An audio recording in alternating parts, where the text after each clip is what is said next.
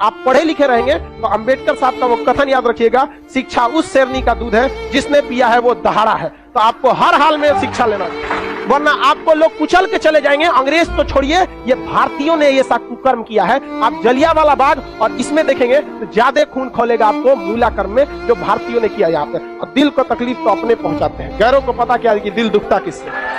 ये देश के लिए आपको शर्म आएगी, हमारी संस्कृति पे जहां हमें नाज होता है, ये हमारी संस्कृति में दाग है, दाग धब्बा है। जिस तरह चांद में भी दाग है ना, हमारी अपनी संस्कृति पे इस दाग को कभी भूल नहीं सकते हैं कि पूरी दुनिया में ये कैसा देश था जहां मूला कर्म लिया जाता था। देखिए पहले ऊंचे जात वाले लोग न थे ना, नीचे जात वालों को बहुत सताए। इझवा जनजाति थी जो SC ST में आते हैं, इझवा जनजाति। अब एक मंदिर था, मंदिर के सामने क्या थी? सड़क थी। तो इझवा जनजाति के लोगों को यहाँ के लोग जो ऊंचे जात वाले थे वो कहते थे कि तुम इस सामने से नहीं जा सकते, यहां से तुम प्रवेश नहीं कर सकते। दूसरा रास्ता बहुत लंबा दूरी तय करके था, 5-6 किलोमीटर। अब अगर किसी का घर यहाँ है और उसको यहाँ जाना है तो वो मंदिर के रास्ते से नहीं जा सकता है, लौट के जाएगा पूरा गांव हेल के बाहर यहाँ पर, अब फिर आना है तो इस तरह से हेल के आए। बताइए ये गलत बात था कि नहीं? अरे यार वो छोटा जात बड़ा जात क्या होता है? छोटा जात वाला तो बड़ा जात वाले को छू लेता है तो कहते हैं अशुद्ध हो गया, ज्यादा वोल्टेज छोटके में है कि नहीं है? आप बताइए, छोटा जात वाला बड़े जात को छूता है तो क्या कहते हैं? हम अशुद्ध हो गए। तो तुम्हारे में वोल्टेज है तो तुम बड़ा जात वाला छोटा को छू के शुद्ध करके दिखाओ। नहीं समझे? ज्यादा वोल्टेज किसमें? लेकिन बात हम क्या बताते हैं, छोटे जात को लोगों ने पढ़ने नहीं दिया, इस वजह से वो इस तरह का सवाल नहीं पूछ सकता था। हमरा से पूछे कोई, हम कहते हम ट्रांसफार्मर, तुम बैटरी, टच करा के देखा भड़का देंगे तुमको यहाँ पर, फिर तुमको अशुद्ध हो जाओगे तुम यहाँ पर।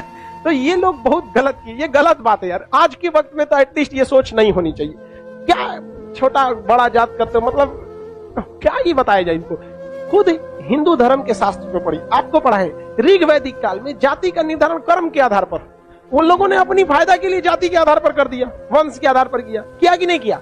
हम ये बात थोड़ी कर रहे हैं, ये तो ऋग्वेद में लिखा है। हम कौन होते हैं भैया बताने वाले कि जाति के आधार पर होगा कि नहीं? ऋग्वेद हम लिख ले हैं, जाके पढ़िए ऋग्वेद में, वहां एक ही परिवार में 4 जाति के लोग रहते। प्रारंभिक वही है ना, बाद में ना संशोधन कर दिया गया, तो गलत था। यहाँ पर केरल में बहुत अत्याचार हुआ। यहाँ पे केरल का त्रावणकोर का एक राजा था, यहाँ पर इसने दलित महिलाओं को मूला कर्म लगाता था। टैक्स था मूला कर्म। मूला कर्म एक टैक्स था जिसमें दलित लड़कियों और महिलाओं को अपना स्तन नहीं ढकना था, खुला रखना था। अगर वो स्तन ढकती है तो उसे टैक्स देना पड़ेगा ऊंचे जात वालों को, क्योंकि ऊंचे जात वाले को नीचे जात वालों से अलग करने के लिए ये तरीका लाया गया।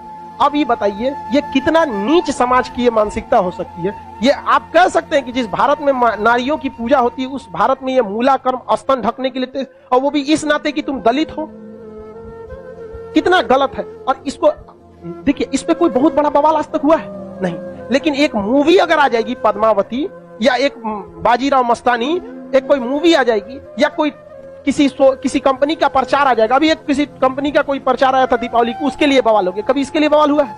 नहीं, होगा भी नहीं। रीजन क्या है? दलित लोग उतना पढ़ने ही नहीं दिया इन लोग को, आगे भी नहीं दे रहे। दलित के कुछ नेता भी आए तो अपने परिवार को लगाने में आगे बढ़ गए, वो पढ़े लिखे नहीं। यहाँ एक मूवी के लिए बवाल हो सकता है, जिस हम पर्सनली हम बताते ना, बवाल की वजह से हम बाजीराव मस्तानी मूवी देखे, हमें ऐसा नहीं लगा कि उसमें क्या था। भले काटने के बाद वो था कि क्या था हमको ही नहीं पता, लेकिन ऐसा उसमें मूवी में कुछ गलत दिखाया गया है।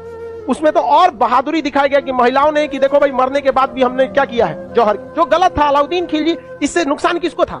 इससे अलाउद्दीन खिलजी का वह चेहरा जो सबको नहीं पता था वो भी देख लिया लोगों ने, लेकिन उसके लिए विरोध हो सकता है। लेकिन इतना गलत चीज के लिए कभी आपने विरोध देखा है?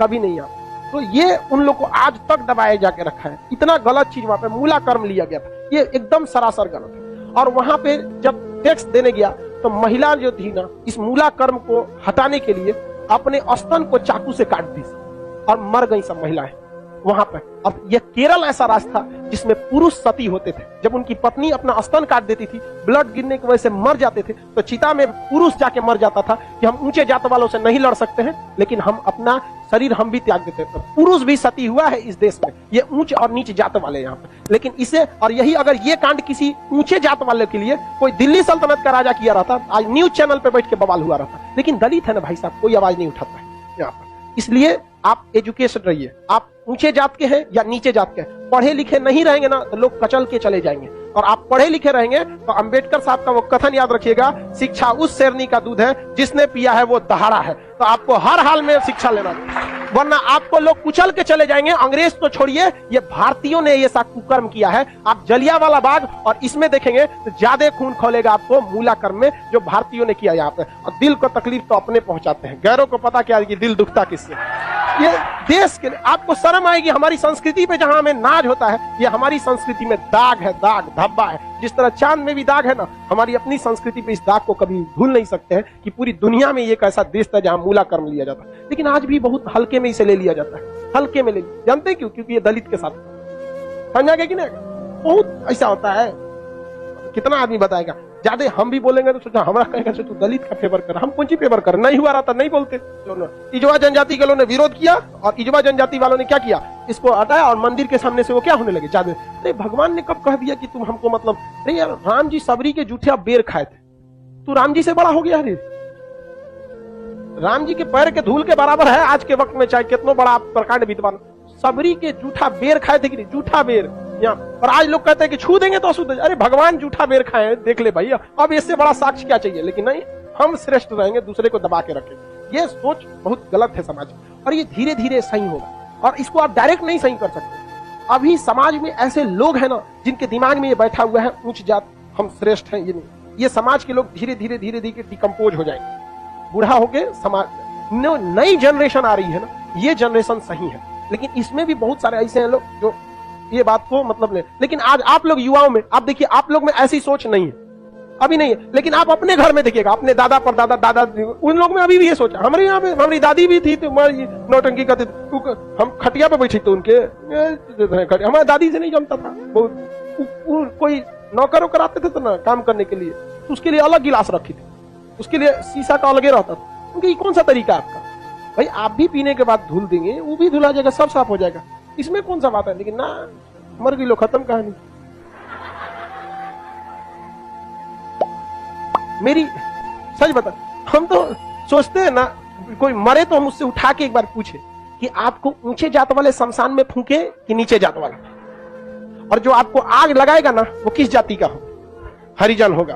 और जब तक वो मुखाग्नि ना देगा, आग ना देगा, आपका क्रियाकर्म ना हो। ये बताइए पावरफुल कौन? समझा कि नहीं?